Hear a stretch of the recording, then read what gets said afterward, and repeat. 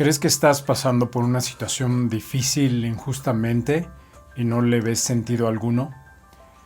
Permíteme leerte lo que dice en Primera de Reyes 17, del 1 en adelante. Dice: entonces Elías Tisbita, porque era de Tisbe, que era de los moradores de Galad, dijo a Acab. Acab fue el séptimo rey del reino del norte de Israel, conocido bíblicamente por su impiedad, porque era un mal rey. Dice que bajo la influencia de su esposa Jezabel fomentó el culto a Baal, o sea, a dioses ajenos, y persiguió a los profetas del Señor también. Se enfrentó severamente al profeta Elías, y a pesar de ser un rey poderoso económicamente, fue descrito como desobediente. Entonces Elías dijo a Acab: vive el Señor Dios de Israel, en cuya presencia estoy, que no habrá lluvia ni rocío en estos años, sino por mi palabra. Y vino a él la palabra del Señor diciendo: apártate de aquí y vuélvete al oriente, y escóndete en el arroyo de Querit, que está frente al Jordán. Versículo 4: beberás del arroyo, y yo he mandado a los cuervos que te den ahí de comer. Y él fue e hizo conforme a la palabra del Señor, pues se fue y vivió junto al arroyo de Querit, que está frente al Jordán. Versículo 6: y los cuervos le traían pan y carne por la mañana, y pan y carne por la tarde, y bebía del arroyo. Pasados algunos días se secó el arroyo, porque no había llovido sobre la tierra. Ahora, comencemos acá. ¿Quién ordenó que no lloviera? Dios por medio de Elías, ¿cierto? ¿Y quién ordenó a Elías que se fuera a esconder en el arroyo? Fue Dios. Entonces, consideremos algo. Dios está enviando a Elías a un sitio donde hay agua, pero se va a terminar el agua, por la orden de que va a haber una sequía por 3 años y medio. Ahora, ¿por qué Dios enviaría a Elías, a su profeta, a un lugar para que pueda librarse de la sequía, sabiendo que ahí también va a faltar el agua en algún momento? Bueno, vamos a considerar esto primero. Todo lo que dice y hace Dios tiene un propósito positivo para ti, independientemente si tiene o no sentido lógico. Voy a repetirlo. Todo lo que dice y hace Dios tiene un propósito positivo para ti, independientemente de si tiene o no sentido lógico. Vamos a dar un ejemplo. Cuando dice Dios algo, en Lucas 6:38 enseña el principio de la generosidad y la reciprocidad divina, y casualmente no habla necesariamente de cuestiones materiales, habla más del amor, de los recursos, del perdón, de la misericordia, del favor. Cuando damos a otros estas cosas, se recibirá de vuelta una recompensa abundante y generosa. Es decir, habla de la medida buena, apretada, remecida y rebosante, de parte de Dios. Las expresiones apretada, remecida y rebosando hacen referencia a las prácticas comerciales de aquella época en los mercados orientales, donde se aseguraba que el grano llenaría el recipiente al máximo, reflejando una abundancia excesiva. Una buena medida, una medida justa.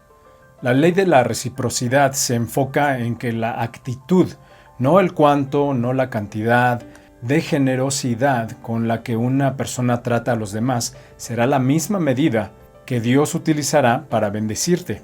El problema de hoy es que la gente piensa totalmente al revés, es decir, en vez de pensar en dar, piensan en cómo les den, o en cómo recibir, o en qué quitar, o en qué robar. Esa es la realidad. Hace unos meses, cuando iba yo al mercado a comprar plátanos, recuerdo que estaba viendo en varios puestos dónde estaba mejor el precio de los plátanos. Entonces pasé por uno que decía 3 kilos por 30 pesos, una cosa así. Me pareció una excelente oferta, así es que fui y pagué los 30 pesos por 3 kilos de plátano. El problema es que aunque no soy una báscula humana, una báscula andante, me doy cuenta de cuánto es 3 kilos. Cuando me dieron la bolsa con los plátanos, claramente no eran 3 kilos. Pero decidí no hacer problemas y me fui con mis 2,5 kilos quizás. Y no dudo que ese sea el caso de muchas otras personas, que desafortunadamente piensan que al hacer ese tipo de cosas van a prosperar, cuando la enseñanza bíblica claramente es distinta. La aplicación práctica acá implica no guardar las bendiciones para uno mismo, sino compartir, confiando en que Dios proveerá y recompensará con creces. sencillamente porque Él así lo dice: dad y se os dará. Medida buena, apretada, remecida y rebosando, darán en vuestro regazo, porque con la misma medida que midas, os volverán a medir. Todo lo que dice y hace Dios tiene un propósito positivo para ti, para tu vida, para los tuyos. ¿Y qué hace Dios? Un ejemplo. Si estás en el trabajo y ha llegado un momento en que hay demasiado estrés, compañeros incómodos, calumnias, presión y demás, quizás es tiempo de salir de ahí. Es decir, probablemente esas situaciones vienen a ti porque Dios está queriendo moverte de ese sitio, no porque te quiera dañar mentalmente o emocionalmente.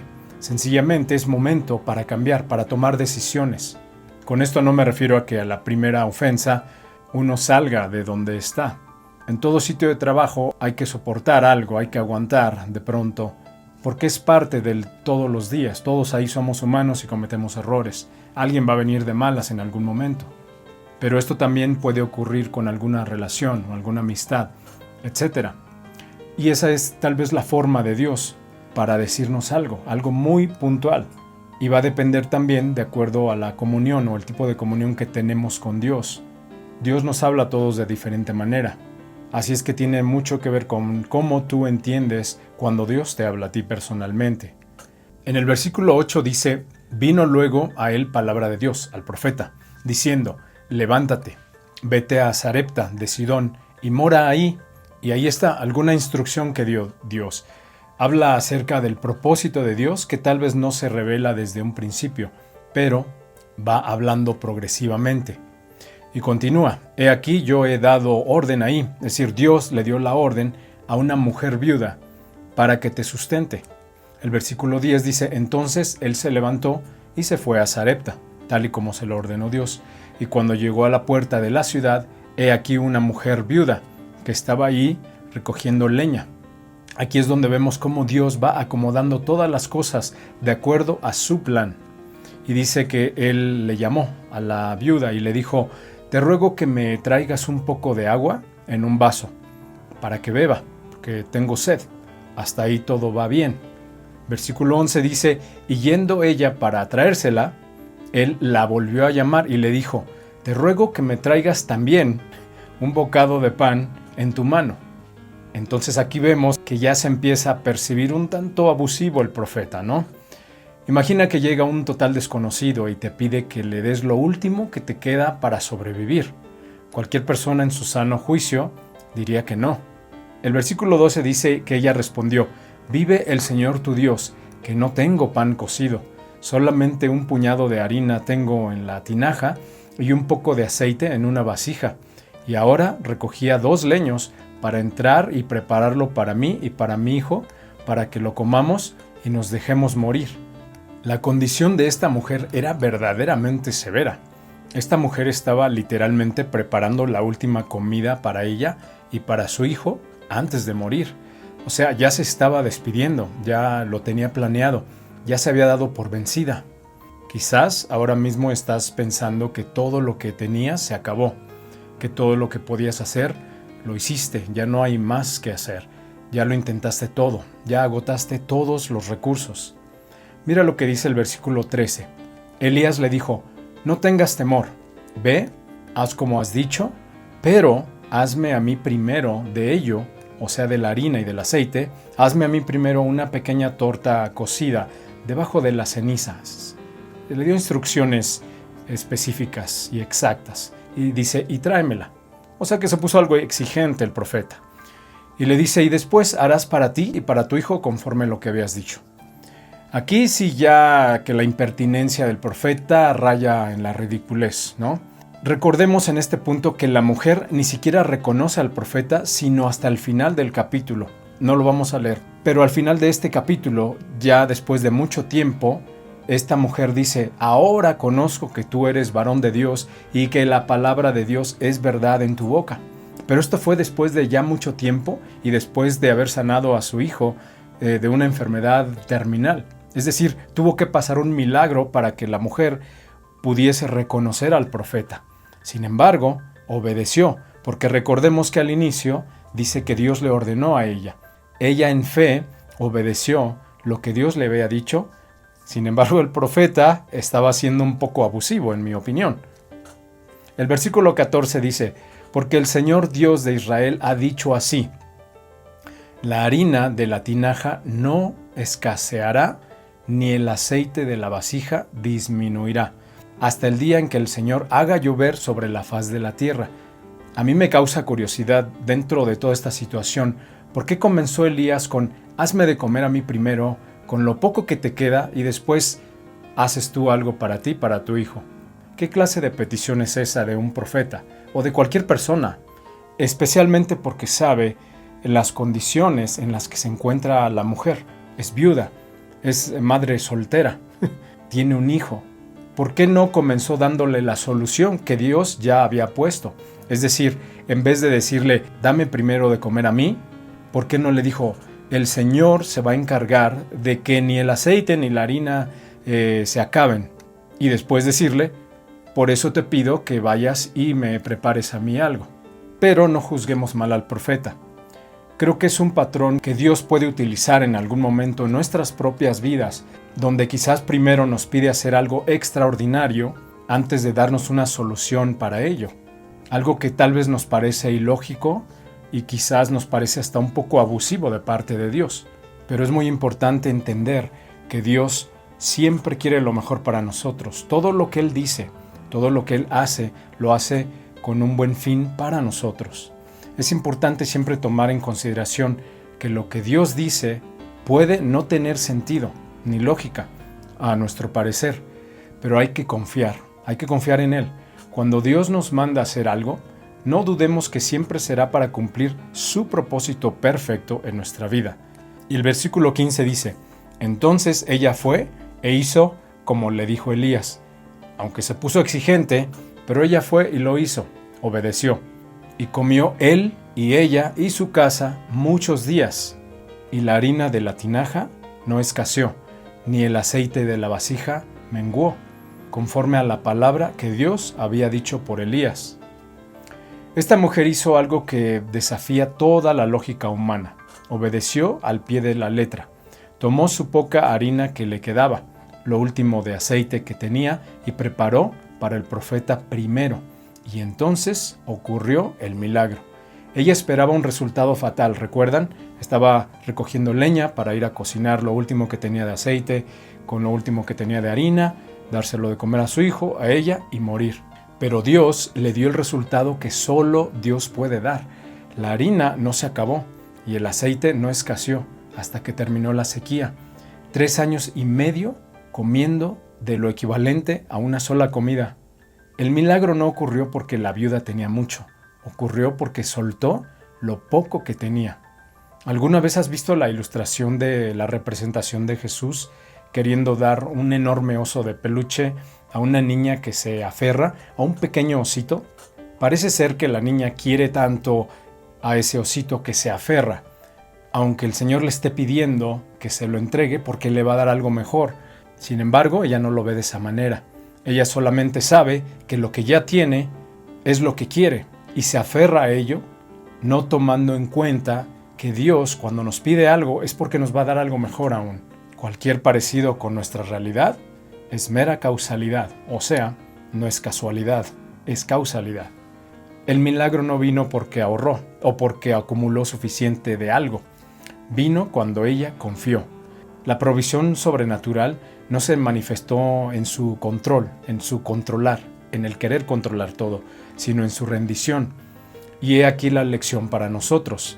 Dios no multiplicará lo que no sueltas, no bendecirá lo que retienes y a lo que te aferras, no va a expandir lo que guardas con miedo. Recordemos el pasaje de los talentos. A uno le dio 5 talentos, a uno le dio 2 y a uno le dio 1 talento. El de los 5 talentos los multiplicó, el de los 2 de igual manera, pero el de 1 talento tuvo miedo de perderlo, entonces solamente lo escondió. Y cuando regresó el Señor, al que había multiplicado los 5 talentos, le dio más, al de los 2 le entregó más, y al que enterró su talento, no le tocó nada, de hecho le fue quitado lo que tenía. Esto sencillamente habla de que tenemos que ser buenos administradores, porque lo que tenemos entre comillas, no es nuestro, realmente es algo que Dios nos ha dado a administrar.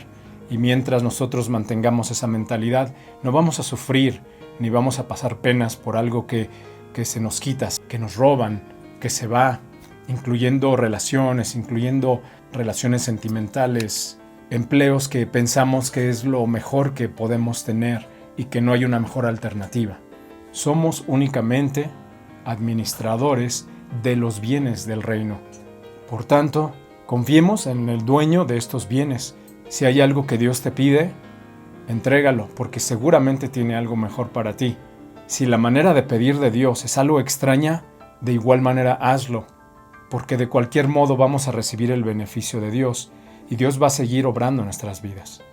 Vamos a orar.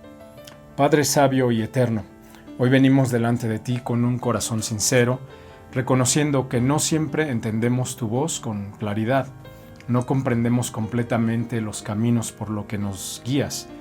Muchas veces, Señor, lo que tú nos pides desafía nuestra lógica, rompe nuestros planes y confronta nuestra manera de pensar. Pero hoy decidimos desde lo más profundo de nuestro ser, aunque no entendamos, confiamos en ti. Gracias, Señor, porque no necesitas que lo comprendamos todo para guiarnos correctamente. Gracias porque tu sabiduría es perfecta, aun cuando nuestra visión es limitada. Hoy decidimos rendir nuestra necesidad de control, rendimos nuestra necesidad de explicaciones, rendimos nuestra lógica humana y elegimos obedecer, pase lo que pase. Danos un corazón sensible a tu voz y una fe firme para actuar incluso cuando el camino no tenga sentido a nuestros ojos. Que no dependamos de lo que vemos, sino de lo que tú has dicho en tu palabra. Que no caminemos por certeza humana, sino por confianza en ti. Señor, enséñanos a obedecer sin condiciones, a seguirte sin reservas, a dar pasos de fe aunque no veamos el destino completo, porque sabemos que en tus manos estamos seguros. Sabemos que tú tienes el control de todas las cosas y sabemos que nunca guías mal a aquellos que confían en ti. Hoy declaramos que preferimos tu voluntad sobre nuestra comprensión. Preferimos tu dirección sobre nuestra comodidad. Preferimos tu voz sobre cualquier otra. Llévanos, Señor, por donde tú quieras y danos la gracia para decir siempre, sí, Señor, aunque no entendamos el porqué, en el nombre poderoso de Jesús. Amén. Que Dios siga bendiciendo abundantemente tu vida.